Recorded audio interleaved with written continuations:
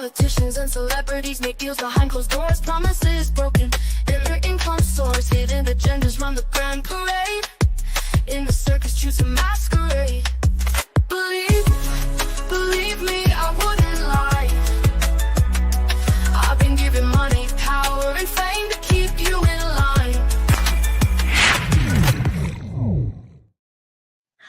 Welcome. So I am not as prepared because I forgot what time it was. So I do not have full makeup. Deal with it. Anyways, so I am going to show you guys what we're going to talk about today. I made like a cute little presentation. So why a lean, fit body is the new status symbol in 2025. And it's kind of been for a while, but let's say 2025. So we're going to dive into why economics meets aesthetics and the economics of beauty and how wealth shapes our ideals. So let me share something.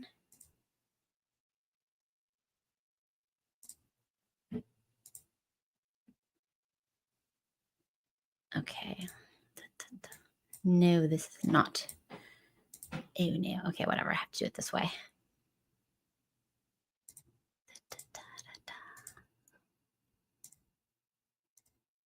Yes. All right. So we're going to be talking about all this stuff. It's really cool.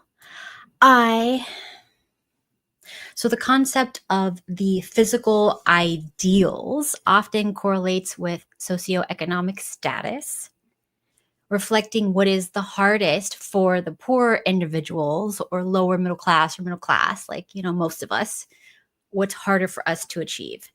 So let's talk about scarcity and attractiveness, okay?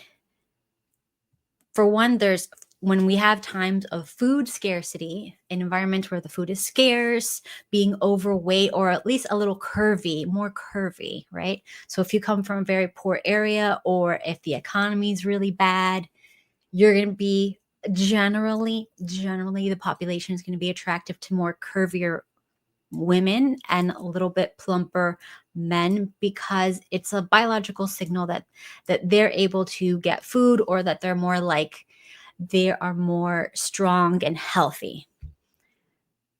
So in times of like economic hardship, it's you'll see the art more plump people. And also magazines, they actually found in studies that women will be more shapely, plumper, bigger thighs, bigger butts when we have economic downturns, which is really interesting when you think about it.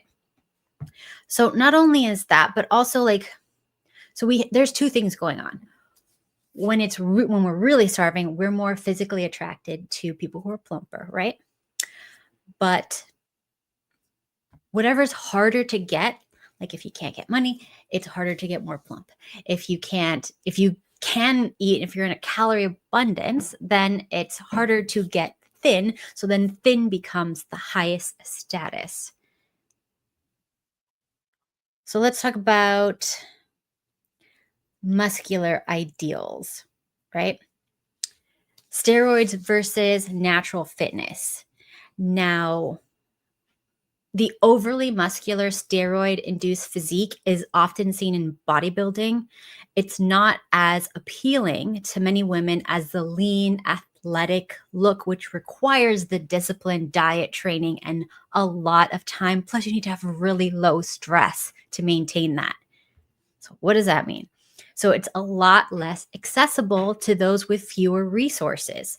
The lean muscle look signals not just physical health, but also luxury of time and lifestyle management.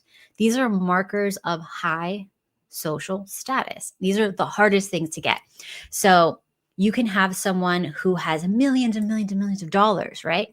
But they are morbidly obese, very overweight, not attractive. They don't pay any attention to how they look, how they dress, anything like that. They're not going to be as perceived as high status. And I know this is going to make everybody upset, but when Brad Pitt walks into a room with Jeff Bezos and Elon Musk or all these other people, even though Bezos is trying, but he's doing it more like the steroid way, but whatever. Who's going to be the highest status? Who are the girls going to go to? Just like when Leonardo DiCaprio, when he was young, wherever he went, he could get whoever from anyone. So it's not just how much money you have. You have to have basically, to be the highest status, you have to have everything. And then when you have the most money in the world, the people that will have more power and influence over you are the more attractive people, and they don't have to have as much money. Why? Because whoever's the most attractive in that time period for that time period, they can compensate for not having that money because they have intrinsic status just by being alive, right? If it's the same thing, if you have a girl that has a gorgeous face, gorgeous body, she has intrinsic status. Whereas the guy who has just money and just family lineage doesn't have intrinsic status. So let's see. All right. Weight loss medications. This is, yeah. So Ozempic and all those similar, Mounjaro, whatever, all these medications, while they're very effective for weight loss, they often result in a look that appears frail, unhealthy, rather than the robust, fit type of person. So this quick fix of thinness lacks the aesthetics of health and vitality, which are associated with natural weight management, that are associated with good lifestyle choices. So this perception can make such appearances less attractive because they do not signal long-term health or the kind of stress-free, leisure-rich lifestyle that's often associated with wealth. Now, just because somebody has a lot of money does not mean that they are particularly very wealthy or have, well, I mean, that's different. Doesn't mean that they have the type of status that you have from a luxury lifestyle. So somebody who has to work, 10, 12-hour shifts to have like tons of money is not going to have the status as somebody who works 3-4 hours a week and then has the luxury and the discipline to go to the gym, to go for long walks in the park, to go hiking, to go boating, whatever this, to just be out and about in a very stress-free way. So time is the highest form of luxury.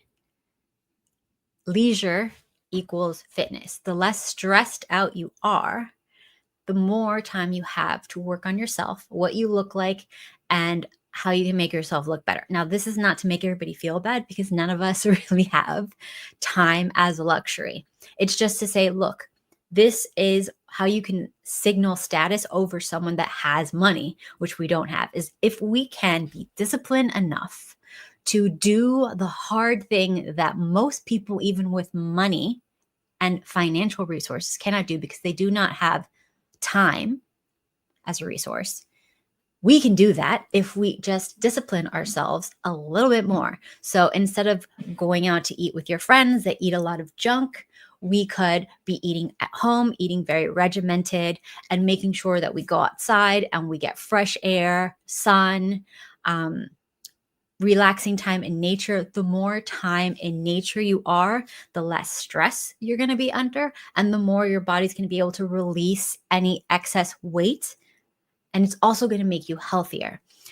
So think of time as anything that gives you the look of having a lot of leisure time is going to give you the look of higher status. For example, for women, if you can, go get your nails done or something stupid like that. You think like, why do women do? I don't do it. I just don't like the chemicals. But why do women spend, I kid you not, sometimes 2.5 hours sitting there where they can't use their hands? Think about it, because we know how we're all addicted to our phones and everything. We can't use our hands when we're freaking doing our nails.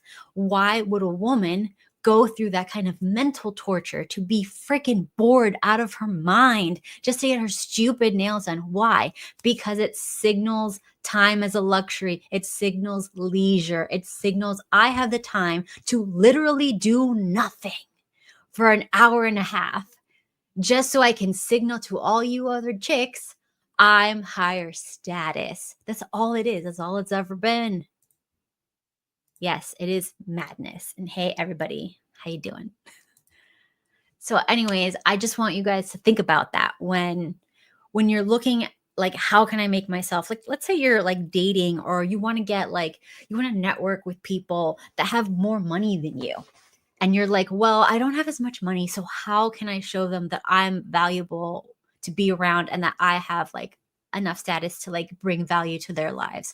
And the way you can do that is presenting time as a luxury. And I know it's like very, very terrible, but this is just the way that life works. We're not trying to change the way it works. We're just trying to observe it and use it to our advantage.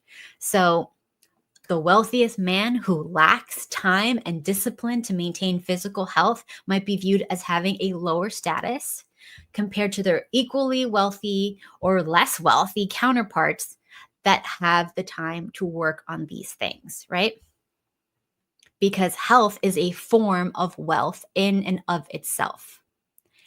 So physical ideals in society often reflect what is the most challenging to achieve under one's socioeconomic conditions. So the ideal body type or health status isn't just aesthetics, even though like we'd like to think it is, but there's lots of people who get tons and tons of surgery. And while we can see like there's more symmetrical, whatever, there's something uncanny valley or something. There's just something off about it. So then we realize they didn't earn it. It doesn't look natural. And that's why we're like, it's a little bit lower status. But then when you get to, let's say you get to the age where you're like 80, 90, whatever. Let's say you're that old. If you're that age and you can afford to get like a nip tuck so that you don't look like, you know how like when you get older, you look more like your mouth is downturned. So you look angry, right? You look more grumpy. Then if you got the facelift or whatever so that you weren't as downturned, then it would be a signal of status because you're showing, unlike everybody else my age, I can make myself look a little bit better. And I know nobody likes to hear these things, but it is what it is. So what are some things that we can do to give the appearance of fitness and leisure? So not all of us have the time, so we have to have the discipline. And you know what? Being disciplined is never going to be a bad thing to learn. We all need to do it. So how can we get more disciplined? Well, I was doing my what's it called? My New Year's whatever resolution, like what my goal is, right? So I was working it out, what I think is going to be like the top thing I want to do. And I said like, okay, top thing, 10, 12 pounds. If I can lose 10, 12 pounds, like that would be a good goal. So I've done more research on how to actually achieve goals. And believe it or not, I know this sounds like hippy dippy, girly bull crap, right? I know this is going to sound crazy, but it turns out that there's actual research behind vision boards. I know, cringe, I know. But if we want something we don't have, visualizing it and seeing something works way better. And they've done studies on this versus like saying it, talking about it. Talking about it actually makes it not happen. So don't freaking talk about it. Don't be writing about it a lot.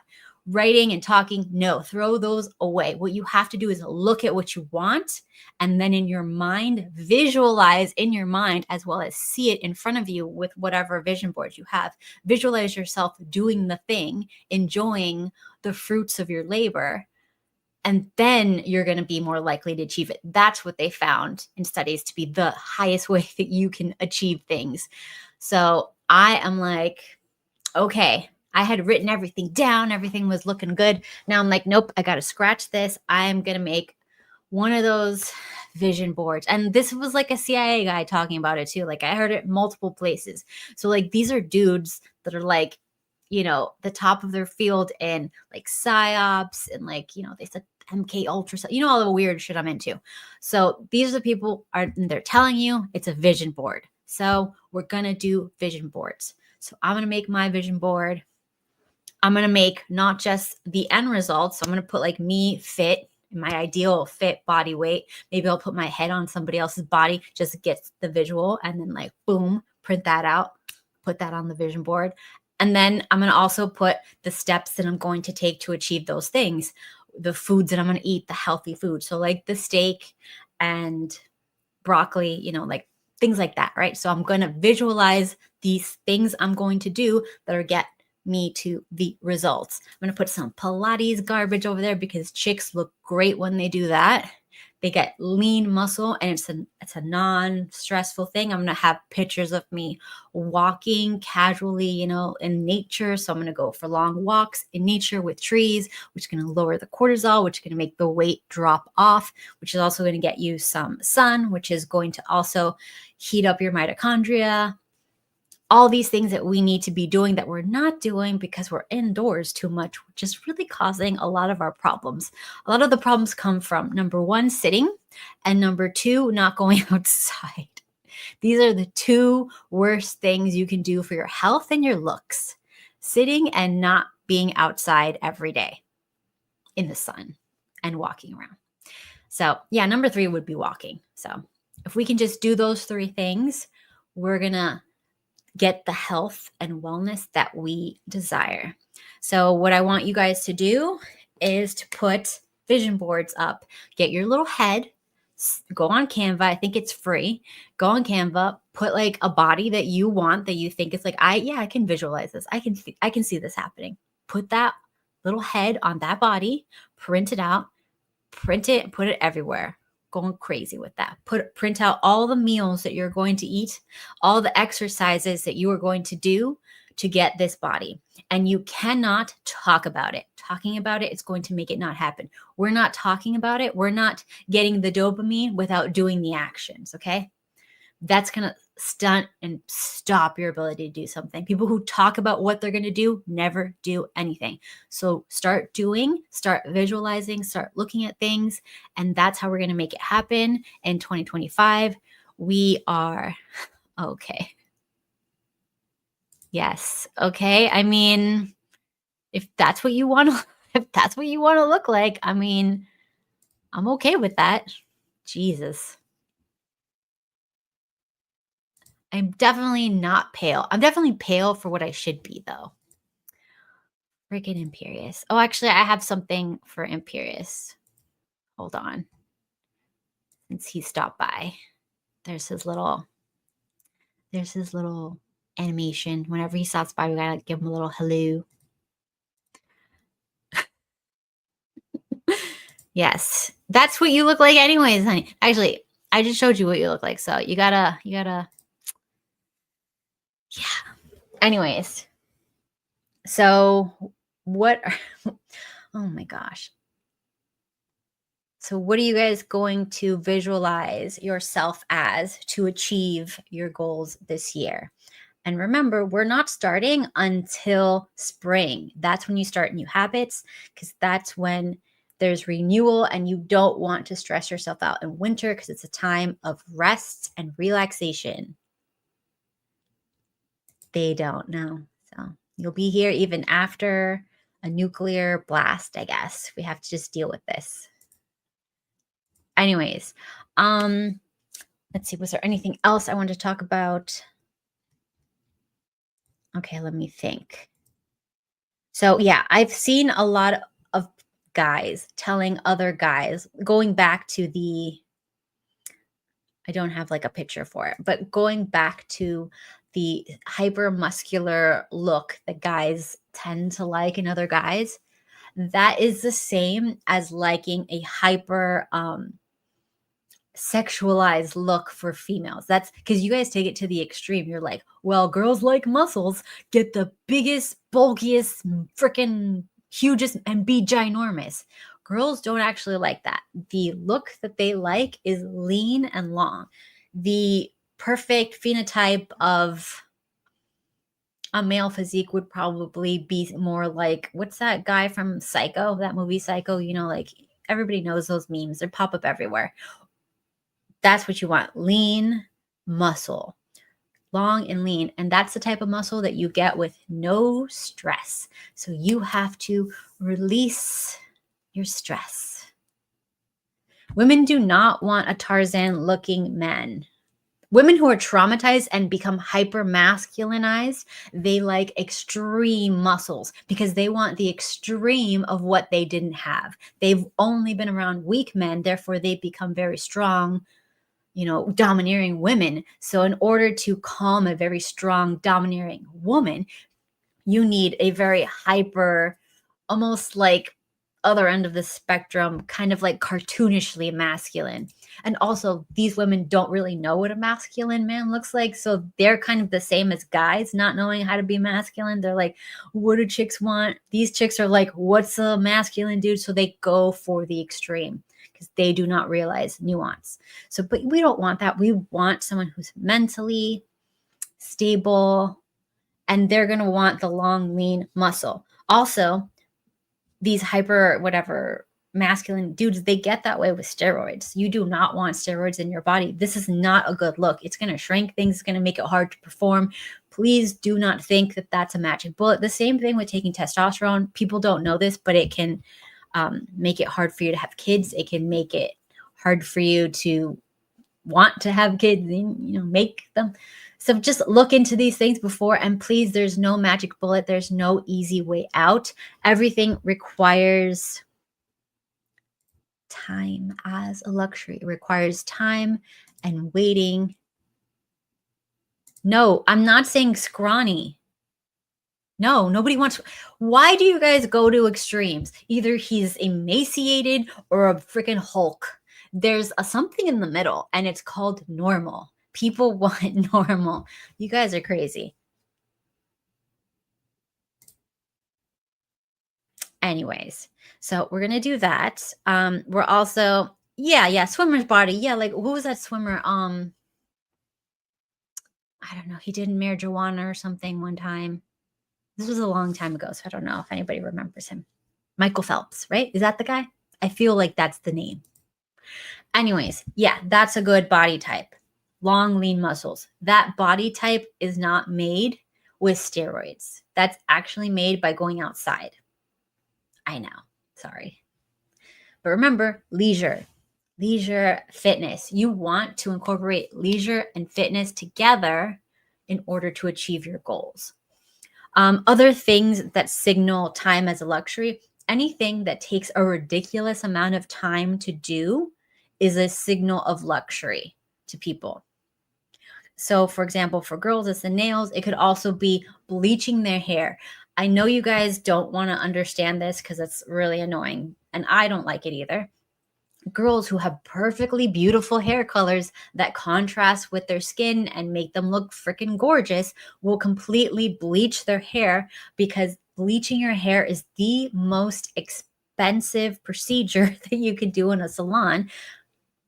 So the longer the blonder it is, the more wealthy you were considered, at least in the 90s. Like in the 90s and early 2000s, the blonder your hair, the wealthy you were, because you'd have to spend 1 to 2 days on that chair sometimes to bleach it that light. Because if you bleach it too fast, your hair would fall out, and you'd have to go to some like crazy professional. And since you'd have to block off 1 to 2 days to bleach it that light, again, women sitting there doing nothing for days on end is a status signal. It signals leisure, because women who are busy don't have the time to do that sort of garbage. I mean, I personally wouldn't want to do it, but you have to understand that's what it's for. That's why they're doing it. Women are doing this to impress other women and to impress people who can recognize that signal. Not everybody recognizes that signal, but there's definitely certain groups that recognize it. For example, when I hung out with the wealthier, what's called bloggers and stuff like that, these are the women that they come from very wealthy families. They do not have to work. Their entire lives are based upon leisure, serious leisure. So they wake up maybe 11:30 a.m. They go to the spa. They go to have brunch. They go to get their nails done. They'll go one day to get their hair done. I mean, all the things that they do are signals of leisure and status. And another thing that's very interesting is that men will, if a man cannot afford a woman, let's be specific. If a man cannot afford a woman who's showing signs of leisure and status that is outside of his pay range, like he can't provide that lifestyle for her, he will find disgust in that, which is really fun. He might find her attractive, but he'll be like, no, I don't want that. So that's why you see a lot of guys poo-pooing on chicks that look like hyper made up, because that's a status signal that they know that they could not provide. So they know, like, this woman is outside of what I can get, what I can afford to get. Therefore, in order to feel well for myself, I gotta say that they're trash. And nobody likes to talk about that, but it is what it is. And girls do it too. Like if they see like a very attractive, fit guy and they're less attractive, less fit, less charming, whatever it may be, and they see this guy, they're going to go, wow, he's beautiful. But then they're going to be like, well, I don't need something like that. That's too flashy. That's too much for me, to kind of like calm themselves or make themselves feel better of not being a match for that thing. And it's fine. Look, we're not a match for everything. We have to do the best we can. So that's why this year we're all going to get fit. Lean muscle. Lean muscle. No testosterone, no steroids, no hardcore muscle, what's it called? Weight training. We're not going to do that. Lean muscle. So we're all going to start swimming. I like that. Imperius said one good thing. Imperius, you are not fit. Look at what you look like. You are not fit. I don't know what you're talking about.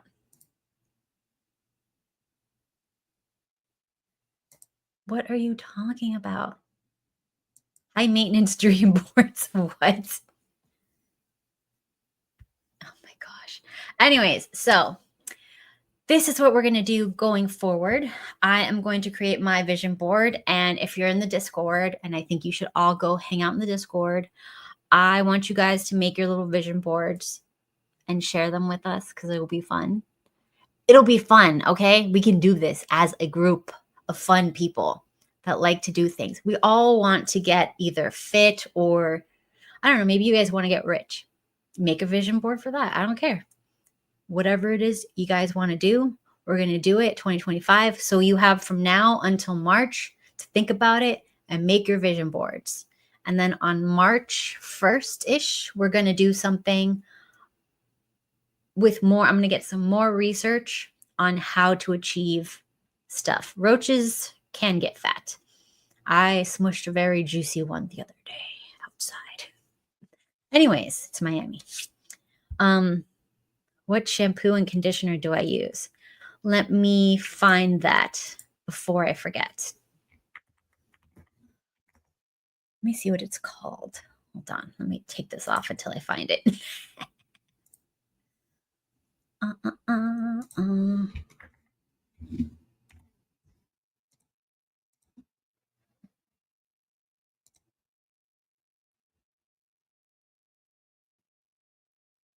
Okay. This is the one I use. It is this one.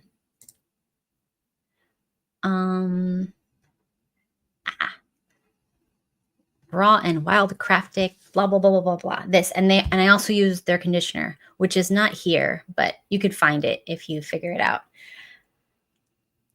Yes, this is what I use. No, we're not doing burritos because corn, I found out, makes you fat, and they use corn forever to fatten up the animals. The same with, they used to use cabbage before to fatten up animals quickly.